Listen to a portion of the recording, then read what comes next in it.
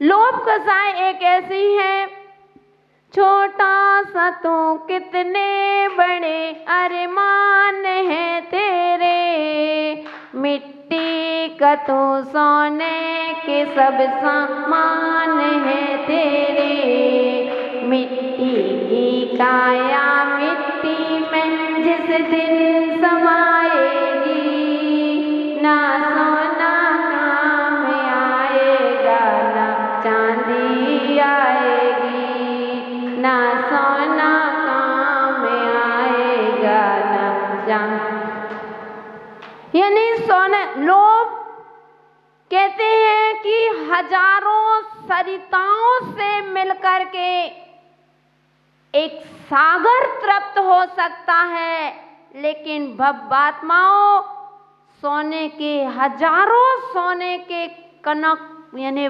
पर्वत मनुष्य के सामने रख दो, लेकिन मनुष्य कभी तृप्त नहीं हो पाता। मनुष्य जो है उसमें सुख नहीं भोग रहा है। आज 90 रुपए तुम्हारे जेब में है, उस 90 रुपए का सुख नहीं भोग रहे हो, लेकिन एन कैन पिकारण कैसे मिले, उसके 100 के 10 के उसमें खोज में लगे हों कि 100 कब पूरे हो जाए। मालूम है, कहते हैं ना कुछ लेकर के आए थे ना कुछ लेकर के जाना है, वो मुट्ठी बांधे आए थे और हाथ पसारे जाना। जब पता है तो क्यों इतना कर रहे हो, क्यों ये मायाचारी कर रहे हो? लेकिन लोग और ऐसा है कि देने के नाम से ऐसे हाथ हो जाते हैं और लेने के नाम से ऐसे। लोभ का साथ बहुत हमारे पास क्या बोले, समय हो रहा है। इतना ही कहेंगे कि जहाँ लाभ ज़्यादा मिलता है वहाँ लोभ दुगना बढ़ता है, जहाँ लाभ होता है वहाँ लोभ ज़्यादा सताता है। एक मित्र दिल्ली जा रहा था, उसने कहा कि भाई तुम कहाँ जा रहे हो? बोले मैं दिल्ली जा रहा हूँ। तो मैं बोले ध्यान रखना मित्र, दिल्ली जा रहे हो, दिल्ली में हर वस्तु दुगनी में मिलती है, ठग मत जाना, नहीं तो तुम ठग जाओ। उसने कहा ठीक, और वह याद रखे है।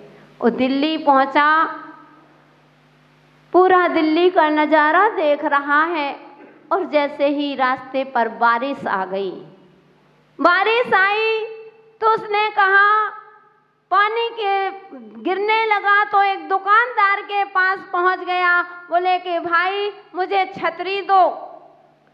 और जैसे ही वह छतरी ली तो उसने कहा कि कितने की? वह कहता है 100 रुपए की। उसको अपने मित्र की बात याद आ गई कि मित्र ने कहा था कि दिल्ली में हर वस्तु,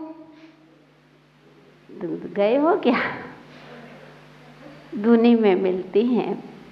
तो जैसे ही उसने कहा नहीं मैं 100 नहीं मैं 50 दूंगा, तो वह दुकानदार कहता है नहीं भाई साहब 50 नहीं, चलो 80 दे दो। तो उसने कहा अब तो 40 दूंगा, क्योंकि उसको पता है कि दूनी में मिलती है। उसने कहा चलो कोई बात नहीं, ना तुम्हारी ना हमारी 60 में ले लो। तो उसने कहा नहीं अब तो 30 में लूँगा। अब उसको दुकानदार को गुस्सा आया, उसने कहा ले भाई तू फ्री में ले जा। वह कहता अब एक नहीं अब तो 2 लूँगा।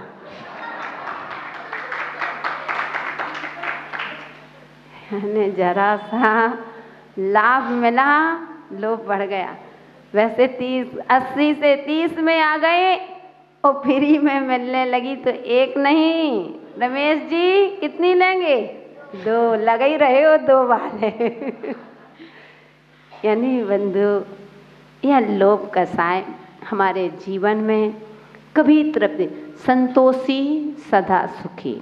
जितने संतोष रखोगे उतने जीवन में सुखी रहोगे, और जितना लोभ करते जाओगे उससे कभी तृप्ति नहीं हो सकती है। समय अपना पूरा हुआ। बस इतना कह कर के इन 4 कषायों का जीवन में त्याग करें, उस संसार के परिभ्रमण से बचें और अपने जीवन को पावन और पवित्र बनाएं। ऐसी पुनीत भावना के साथ जय बोलिए भगवान महावीर स्वामी की। महाराज द्वारा भक्ति आराधना चल रही है। आचार्य कुमुद चंद महाराज कल्याण मंदिर स्तोत्र में उन पारसनाथ भगवान की स्तुति कर रहे हैं। पारसनाथ की स्तुति करने से सारे संकट स्वतः ही दूर हो जाते हैं।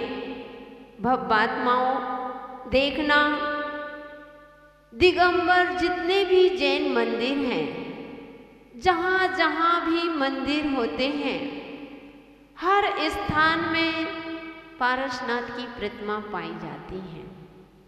सबसे ज़्यादा विश्व में अगर प्रतिमाएं पाई जाती हैं तो पारसनाथ भगवान की प्रतिमा पाई जाती है।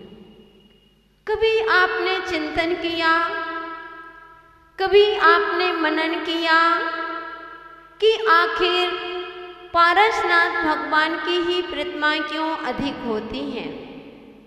मल्लीनाथ की ज़्यादा नहीं मिलेंगी, मुनशोभितनाथ की तो फिर भी मिल जाएंगी। कहते हैं अभिनंदन नाथ की बहुत कम मिलेगी। जहाँ 24 होती है वहाँ तो फिर भी मिल सकते हैं, लेकिन हर जगह लगभग पारसनाथ भगवान की प्रतिमा होती है। तो बंधुओं, पारसनाथ भगवान की प्रतिमा हमको संकेत दे रही है, यह संसार स्वार्थी है। संसार में अनेक प्रकार की विपत्तियां आती हैं। हे भव्यात्माओं, अगर आपको अपने जीवन को महान बनाना है, अगर आपको भगवान बनना है, तुमने जैन कुल में अगर जन्म ले ही लिया है और जैन कुल में जन्म लेकर के अगर आपको जीवन महान बनाना है तो 4 की शरण में जाना पड़ेगा। पढ़ते ना, चत्तारी शरणम भवै, कि 4 की शरण में आना पड़ेगा। आगम में 4 की शरण बताई है। पहले कह दिया कि परमात्मा को पाने की अगर तुम्हारी इच्छा है, तुमको ऐसा लग रहा है कि मैं परमात्मा को प्राप्त कर लूं, मैं एक दिन स्वयं परमात्मा बन जाऊं, तो तुमको अरहंत की शरण में जाना पड़ेगा। जाओ, उन अरहंत भगवान की आराधना करो, उन अरहंत भगवान की उपासना करो। जो अरहंतों की उपासना करते हैं बंधुओं, एक दिन स्वयं अरहंत बन जाते हैं, एक दिन परमात्मा पद को प्राप्त कर लेते हैं। क्योंकि मानव जीवन सार्थक तभी होगा जब हम भगवान बनेंगे। आज हम भक्ति क्यों कर रहे हैं? भगवान बनने के लिए। इसलिए तुमको परमात्मा बनना है तो अरहंत की शरण में जाना पड़ेगा। और जब तक तुम अरहंत की शरण में नहीं जाओगे, जब तक तुम 3 काल में भी भगवान नहीं बन सकते हो, परमात्मा नहीं बन सकते हो। और सिद्धत्व को पाना है तो सिद्धों की शरण में जाओ, उन सिद्ध प्रभु की आराधना करो। क्योंकि जिस प्रकार से सिद्ध भगवान मोक्ष में चले गए, सिद्ध हो गए, 8 कर्मों से रहित हो गए, अब उनको इस दुखी संसार में कभी नहीं आना। हमेशा इस तरह से सिद्धों की आराधना करो और सिद्धालय में विराजमान हो जाओ, जिससे कभी इस संसार में आना ना पड़े। मैं हमेशा कहती हूँ कि हंसो तो जरा जम के हंसो, हंसो तो जरा जम के हंसो कि हंसना बाकी ना रहे। हंसो तो जरा जम के हंसो कि हंसना बाकी ना रहे। और रो तो जरा जोर से रोना कि रोना बाकी ना रहे। आओ तो ऐसे आओ कि जाना बाकी ना रहे। आओ तो ऐसे आओ कि जाना बाकी ना रहे, ओ जाओ तो सिद्धालय में जाओ कि आना बाकी। तो बंधुओं, हमें सिद्धों की आराधना करना पड़ेगी। हम उन सिद्ध परमेष्टि को प्रातः काल नमस्कार करते हैं, और जहाँ पर अनंतानंत सिद्ध परमेष्टि विराजमान हो उनके लिए हम त्रिकाल नमोस्तु करते हैं, यही भावनाओं के साथ कि हे भगवान, एक दिन मैं भी आपके जैसा बन जाऊं। तो अगर सिद्धत्व को प्राप्त करना है तो सिद्धों की शरण में आना पड़ेगा। और कहते हैं कि अगर संयम को पाना है, अगर विचार है कि संयम मुझे धारण करना है, तो आचार्यों की शरण में आना पड़ेगा। किसकी शरण में? आचार्य। कि हमारे जीवन, क्योंकि बंधुओं, जीवन जो महान बनता है संयम से ही बनता है। अगर जीवन में सब कुछ हो और संयम ना हो तो जीवन ही बेकार होता है। इसलिए जीवन में कुछ ना कुछ संयम होना चाहिए, नियम होना चाहिए। अगर नियम से रहित तुम्हारा जीवन है तो समझना हमारा जीवन एक पशु तुल्य होता है। हम पशु के समान हैं। जिस प्रकार से पशु चलते फिरते हैं लेकिन वह कभी नियम नहीं लेते, उनके जीवन में कोई नियम होता क्या? नहीं होता। ऐसे ही बंधुओं, अगर आपके जीवन में कोई नियम नहीं है तो उस पशु में और आप में कोई अंतर नहीं है। मात्र मनुष्य होने से क्या होता? इसलिए अपने जीवन को उस पशु के समान नहीं, चाहे छोटा सा नियम लो लेकिन नियम तो लेना ही चाहिए। मैंने आपको बताया था कि रोज के रोज भी नियम ले सकते हैं, प्रतिदिन के नियम ले सकते हैं। कि हम इतना जीवन में, आज हम सुबह से उठे तो नियम ले सकते हैं कि आज हम इस नगर से बाहर नहीं जाएंगे। परिस्थिति की छूट रखो, बस अपने ही क्षेत्र का नियम रख लो कि आज हम इस नगर से बाहर नहीं जाएंगे। अथवा हम आज इतने जोड़ी वस्त्र पहनेंगे, 5 जोड़ी, 6 जोड़ी, 7 जोड़ी, कितने जोड़ी बदलोगे? अगर शादी विवाह में जाना है तो चलो 5-6 जोड़ी हो जाते हैं, इससे ज़्यादा और क्या। इसलिए नियम लो कि आज हम दिन में मात्र 6 जोड़ी ही, 5 जोड़ी ही वस्त्र बदलेंगे। और नियम ले लो कि बस आज हम इतनी हरी का नियम ले रहे हैं, आज हम दिन भर में इतनी हरी खाएंगे। 10 का नियम ले लो, 12-15 का नियम ले लो, इससे ज़्यादा तो बंधु हो भी नहीं पाती हैं। अगर नियम नहीं लिया तो कितने वनस्पति होती हैं? 10 लाख वनस्पति खाने का दोष लग रहा। खाते नहीं हो, 10 सब्जी भी 10 हरी नहीं हो पाती हैं। कितना भी आप करो तो 10 से ज़्यादा अगर जूस वगैरह ले रहे हो, आधी आधी तो कहते हैं चलो ठीक है 15, लेकिन 10 लाख वनस्पति खाने का दोष लग रहा है। इतना पाप का बंध चल रहा है।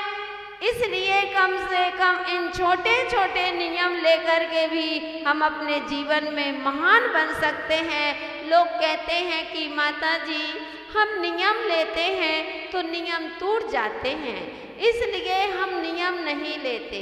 जब हमने नियम लिया तभी हमारे नियम टूटते हैं, और नियम टूटने में पाप तो लगता है, यह निश्चित है बंधु। हम भी कहते हैं कि एक नियम को तोड़ने में कितना पाप लगता है, हम आपको संकेत कर चुके हैं। मंदिर में एक प्रतिष्ठित मूर्ति होती है, उस प्रतिष्ठित मूर्ति को खंडित कर दो अथवा एक छोटे से नियम को तोड़ दो, इतना बड़ा महापाप लगता है। कहते हैं महाभंगी की उपमा दी है, भंगी की नहीं महाभंगी की उपमा दी है कि जो नियम तोड़ देता है वह महाभंगी है। कहाँ जैन कुल में जन्म लेने वाले वो अपने आप को क्या बना लिया। तो मैं मानती हूँ कि नियम तोड़, लेकिन बंधुओं अगर आपका ऐसा नियम नहीं चल सकता तो रोज के रोज भी नियम ले सकते हो। तो सो करके उठ के सबसे पहले जब मंदिर आते हो तो आपको जीवन में कुछ नियम होना चाहिए। नहीं है इतना नियम ले सकते, आज हम मात्र 3 ही मिठाई खाएंगे, चौथी नहीं खाएंगे। आज हम बाजार की बनी हुई वस्तु नहीं खाएंगे, ये भी नियम होगा। कम से कम आज का नियम, अगर इसी समय हो सकता है आज तुम्हारी कोई घटना दुर्घटना घट जाए, कुछ हो जाए, तो कम से कम तुम नियम सहित तो जाओगे, तुम्हारे जीवन में नियम तो रहेगा। आज हम ऐसा नियम ले सकते हैं कि आज हमको किसी को गलत शब्द नहीं बोलना है, ये भी नियम है। आज मेरा क्रोध करने का त्याग है, आज मैं क्रोध नहीं करूँगा, चाहे कितने भी निमित्त मिल जाए, लेकिन मैं आज क्रोध नहीं करूँगा, यह भी आपका नियम है। लेकिन क्रोध नहीं चलता, कि माता जी क्या करें, नहीं करना चाहते हैं पर आ जाता है, ऐसे निमित्त मिल जाते हैं। बंधुओं जब तुम्हारे अंदर क्रोध होगा तभी तो क्रोध आएगा ना। जब कुएं में पानी ही नहीं होगा तो कितनी भी बाल्टी डालो, कितने भी बाल्टी को पटको, तो क्या बाल्टी में पानी आएगा? क्या नहीं आएगा। जानते सब हैं पर मानते नहीं। जानते हैं कि वह सूखे कुएं में कितनी भी बाल्टी डालो तो वह पानी आने वाला नहीं है। पानी तभी आएगा जब उसमें पानी होगा। ऐसे बंधुओं जब तुम्हारे अंदर अभी क्रोध बैठा है तभी तो निमित्त मिलने पर तुमको क्रोध भड़क जाता है, तुम्हारा क्रोध बाहर दिखने लगता है। ऐसा तो बंधुओं क्षण भर का क्रोध जब जीवन को बर्बाद करता है तो त्याग नहीं कर सकते हो, ज़्यादा नहीं छोड़ सकते हो, तो कम से कम सप्ताह में ऐसा नियम लें कि आज मैं क्रोध नहीं करूँगा। उपवास करो अथवा ना करो, भोजन का उपवास तो सभी लोग कर लेते हैं, अगर उपवास करना है तो क्रोध करने का उपवास करो। ये नियम लो कि मैं एक नियम ले रहा हूँ कि सप्ताह में कम से कम 1 दिन क्रोध नहीं करूँगा, ये भी नियम हो गया। नियम तो नियम है, 1 दिन नहीं चल सकता, इतना कर लो कि हम 5 घंटे लगातार क्रोध नहीं करेंगे।